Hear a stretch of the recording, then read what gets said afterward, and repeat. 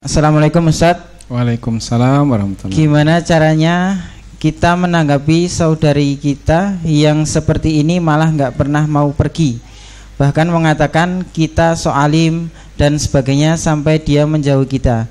Tapi kita ingin dia bisa mengiyakan ajakan kita bahkan untuk sekali saja. Bagaimana cara untuk menyadarkannya? Jazakillah Ustaz.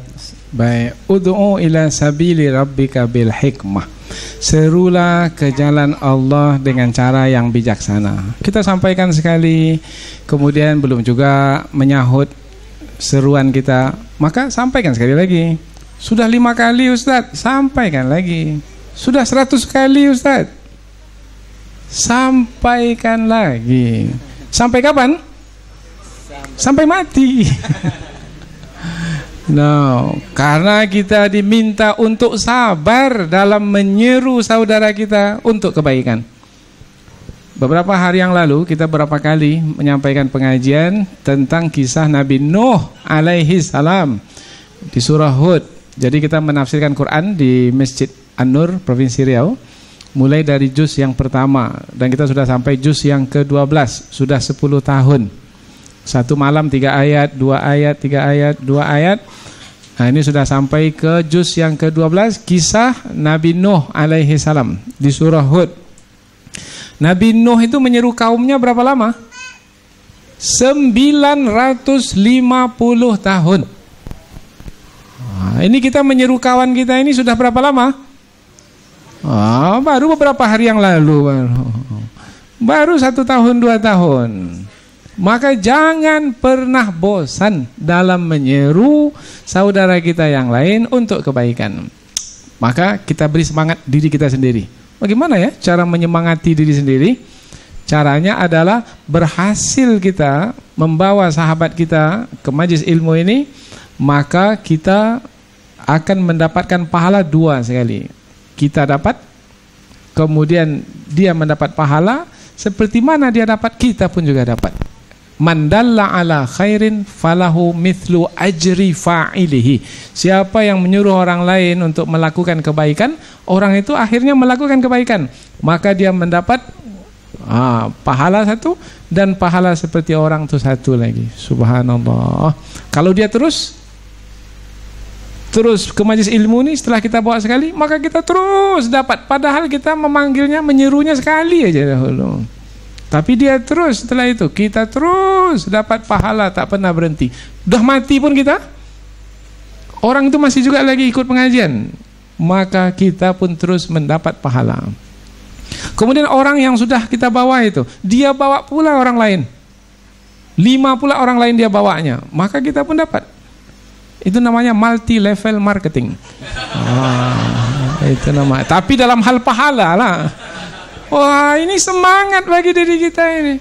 Akhirnya kita melakukan perbuatan sekali saja, tapi kita dapat pahala berkali-kali. Maka jangan pernah bosan dalam membawa saudara kita. Marilah, tapi dengan bijaksana lah. Soalim lah, anggap aja tak dengar itu yang kata soalim itu. Sebab kalau kita dengar, nanti kita jadi tak sabar, nanti kita jadi putus asa, nanti kita jadi sedih, nanti kita jadi kecewa. Jangan, anggap aja tak ada kata itu. Besok kita bawa lagi, kita ajak lagi. Kalau perlu kita ajak, kita makan dulu yuk. Makan dulu, makan disebut dulu, setelah itu bawalah sini. Karena kalau sudah dibayari, tak mungkinlah dia tak mau ikut kita lagi. Berkorbanlah kita sekali. Alah, berapalah, 10.000, 20.000, tak apa. 10.000, 20.000 kita keluarkan, tapi pahala banyak kita dapatkan karena membawanya kepada kebaikan. Pandai-pandailah kita. Ada cerita ini, tapi jadi panjang cerita ini nanti ini. Ya, ini cerita benar, kisah benar. Yaitu ada sahabat kami dahulu, kalau libur itu kami libur sampai 5 bulan, 6 bulan. Ketika kuliah di luar negara sana, dia pergi ke Eropa. Pulangnya sudah bawa dolar, tapi ke masjid enggak, ke kelas enggak. Akhirnya tak naik kelas.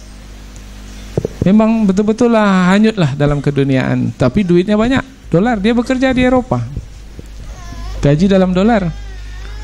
Tapi kita kesian apabila keadaannya seperti itu. Kemudian di bulan Ramadan, maka di bulan Ramadan ini di sana kita tak diberi makan.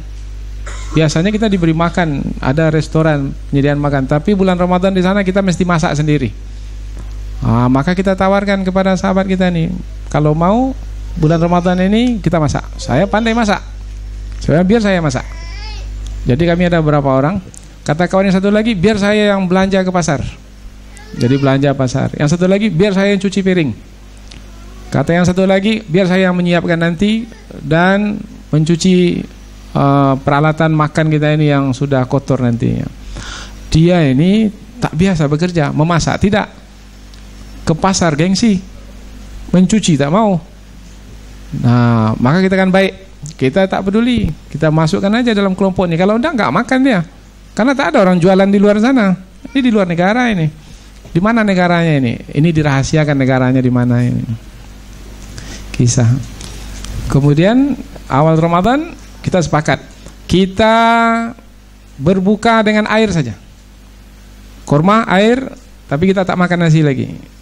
Yaitu setelah makan berbuka, setelah minum air, makan kurma, kita pergi ke masjid.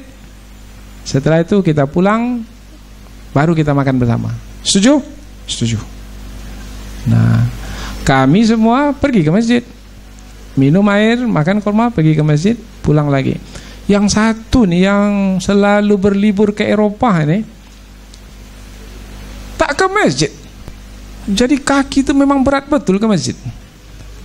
Tapi mau makan pula tak berani. Karena bukan dia yang masak, bukan dia yang belanja. Ada juga keseganannya. Kemudian dia duduk saya di situ. Sampai kami datang lagi dari masjid, barulah kami berbuka bersama-sama. Tapi kita ajak ke masjid, dia diam saja. Rupanya berat juga rupanya. Awal-awal, ini awal-awal berhijrah namanya. Hari yang kedua begitu juga. Hari yang ketiga, hari yang keempat, mulailah dia maghrib ke masjid. Rupanya tak tahan juga, kawan semua pergi ke masjid. Masa menanti kawan dulu baru berbuka, baru makan bersama. Waduh, terbeban sekali. Akhirnya ke masjid, maghrib. Masuk hari ke-6, ke-7, ke-8, bukan maghrib lagi ke masjid, isya juga ke masjid, subuh ke masjid, zuhur ke masjid, asar ke masjid. Kemudian hari yang ke-23 atau 24 saya pergi ke masjid. Saya ingin tahu siapa yang pertama kali datang ke masjid di sepertiga malam yang terakhir sebelum subuh.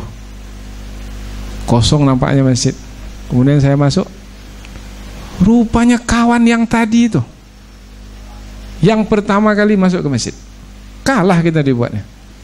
Allahu Akbar. Sekarang kawan tuh udah jadi ulama besar ya sekarang. Ustaz, banyak menulis buku. Siapa orang tersebut? Tak perlu tahu siapa namanya.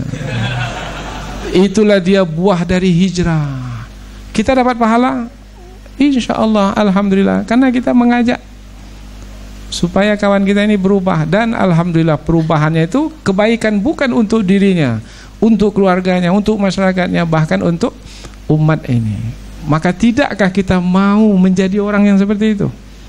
Bahwa sekarang mungkin seperti itu keadaannya, tapi boleh jadi nanti dia setelah kita berhasil membawanya, mungkin dia lebih hebat lagi dari kita membawanya. Dan jangan sedih ketika itu, jangan merasa rugi.